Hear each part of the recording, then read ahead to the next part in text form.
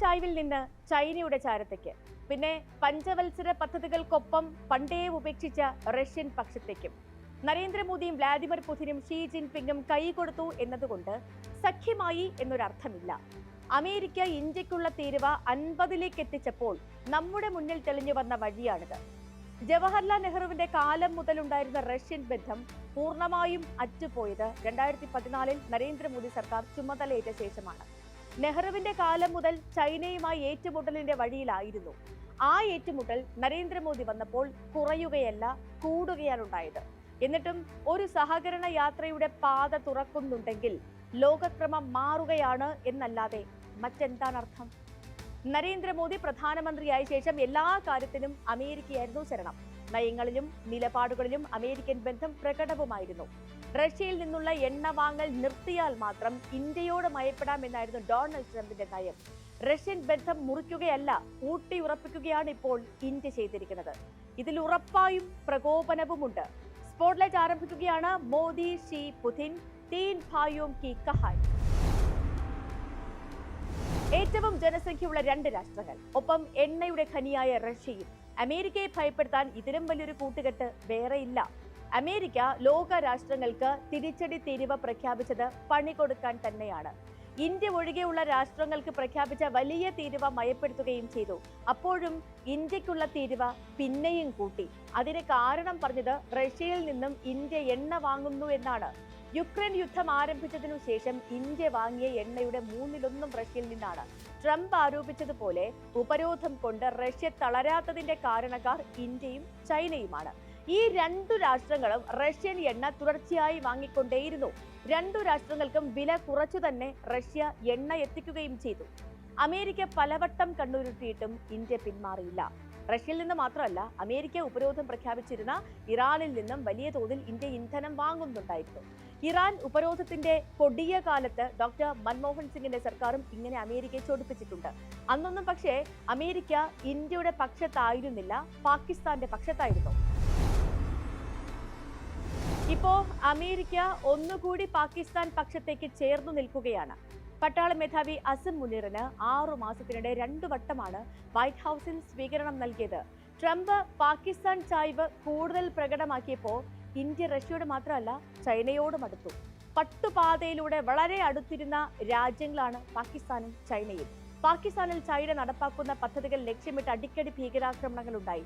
Chinese എഞ്ചിനീയർമാർ കൊല്ലപ്പെടുന്ന സ്ഥിതിയുണ്ടായി. Chinese പൗരന്മാരെ തിരഞ്ഞു പിടിച്ച് വെടിവെച്ചു കൊന്ന സംഭവങ്ങളുണ്ടായി. ഈ പശ്ചാത്തലത്തിൽ പാകിസ്ഥാനിലെ നിർമ്മാണം നിർത്തിവച്ചിരിക്കുകയായിരുന്നു ചൈന. അവിടേക്കാണ് പുതിയ സഹകരണവുമായി അമേരിക്ക കടന്നുകയറിയത്. പാകിസ്ഥാനോട് എന്നതുപോലെ ചൈനയോടും ഇന്ത്യ ഒരു കാലത്തും സന്ധിയിലായിരുന്നില്ല. വെടിനിർത്തൽ കരാറുകൾ മാത്രമേ ഉണ്ടായിട്ടുള്ളൂ. ഇപ്പോ ഒരു സഹകരണ സാധ്യത തുറന്നു വരികയാണ്. ഈ ബന്ധത്തിന്റെ ഇടനിലക്കാർ തീർച്ചയായും വ്ളാദിമിർ പുടിനാണ്. അമേരിക്കയും പാശ്ചാത്യ രാഷ്ട്രങ്ങളും ഉപരോധം പ്രഖ്യാപിച്ചാൽ പണ്ടൊക്കെ രാജ്യങ്ങൾ നിലതെറ്റി വീഴുമായിരുന്നു. ഇപ്പോ 3.5 വർഷത്തോളമായി ഉപരോധമുണ്ടായിട്ടും റഷ്യ പഴയതുപോലെ തന്നെ തുടരുകയാണ്. 50% തീരുവ എന്നാൽ ഉപരോധത്തിന് തുല്യമായ നടപടിയാണ്. അത് പ്രഖ്യാപിച്ചിട്ടും ഇന്ത്യ റഷ്യയോടുള്ള അടുപ്പം തുടരുന്നു. ലോകക്രമം തന്നെ മാറി തുടങ്ങുന്നു എന്നതിന്റെ സൂചന തന്നെയാണ് ഇതെല്ലാം. 1ാം നരേന്ദ്രമോദി സർക്കാരിന്റെ കാലത്താണ് ചൈനീസ് വിരുദ്ധത ആളിക്കത്തിയത്. ഇന്ത്യയിൽ വ്യാപകമായി എത്തിയിരുന്ന ചൈനീസ് കളിപ്പാട്ടങ്ങളും ഗൃഹോപകരണങ്ങൾക്കുമെതിരെ വലിയ പ്രചാരണം നടന്നു.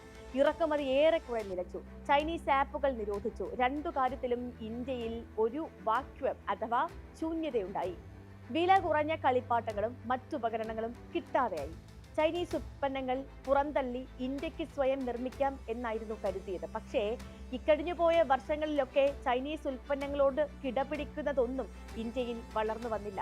കളിപ്പാട്ട വ്യവസായങ്ങളും ഉപകരണ വ്യവസായങ്ങളും കൂടുതലായി എത്തിയതുമില്ല.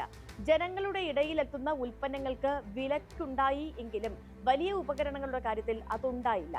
വിഴിഞ്ഞം തുറമുഖത്തേക്കുള്ള ആറ്റൻ ക്രെയിനുകളൊക്കെ ചൈനയിൽ നിന്നാണ് അദാനി ഗ്രൂപ്പ് വാങ്ങിയത്. അതുപോലെ വൻകിട നിർമ്മാണങ്ങൾക്ക് ഉപകരണങ്ങൾ പിന്നെയും ചൈനയിൽ നിന്നും വരുന്നുണ്ടായിരുന്നു.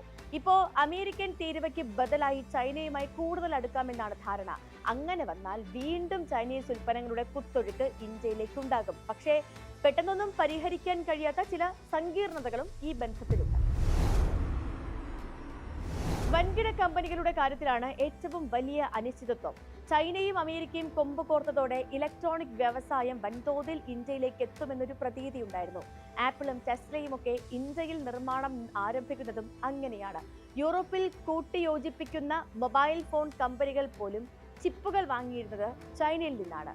അത്രയേറെ ചൈനയുമായി ബന്ധപ്പെട്ടിരുന്ന വ്യവസായങ്ങളാണ് ആ ബന്ധം മുറിക്കുന്നു എന്ന പ്രചാരണം ഉണ്ടാക്കിയത്. ചൈനയിൽ നിന്നും വന്നുകൂടാൻ സാധ്യതയുള്ള ഇടമായിരുന്നു ഇന്ത്യ എന്ന് പ്രവചിക്കപ്പെടുകയും ചെയ്തു. ഇപ്പോൾ നോക്കൂ, അമേരിക്ക ചൈനയുമായുള്ള പിണക്കം തുടരുന്നു, ഇന്ത്യയുമായി കൂടുതൽ അകലുന്നു. ഈ സാഹചര്യത്തിൽ ചൈനയിൽ നിന്നും പുറപ്പെടുന്ന കമ്പനികൾക്ക് ഇന്ത്യയിലേക്ക് എത്താനാകില്ല. അതുമാത്രമല്ല പ്രശ്നം, ചൈനയും ഇന്ത്യയും തമ്മിൽ അടുക്കുന്ന സ്ഥിതിക്ക് ചൈനയിൽ നിന്നും കമ്പനികളെ ഇന്ത്യയിൽ എത്തിക്കാനുള്ള ശ്രമവും ഉപേക്ഷിക്കേണ്ടി വരും. പരസ്പരം ദോഷകരമാകുന്ന കാര്യങ്ങൾ ചെയ്ത് സഹകരണം തുടരാൻ കഴിയില്ലല്ലോ. വ്യാപാര രംഗത്തെ ഈ സഹകരണം മുറുകിയാൽ ചൈനീസ് അതിർത്തിയിൽ സമാധാനം വരുമെന്ന് തന്നെ കരുതാം. ഇന്ത്യയുടെ ഏറ്റവും വലിയ തലവേദന പാകിസ്ഥാനല്ല, ചൈനയെക്കുറിച്ചുള്ള ആധിയാണ്. ആ തലവേദനയ്ക്ക് കൂടിയുള്ള മരുന്നായിരിക്കും പുതിയ സഹകരണം. CPIMകാർക്ക് ആജീവനാന്തം പതിച്ചു കിട്ടിയ മുദ്രയായിരുന്നു ചൈനീസ് ചാരന്മാർ എന്ന പ്രയോഗം.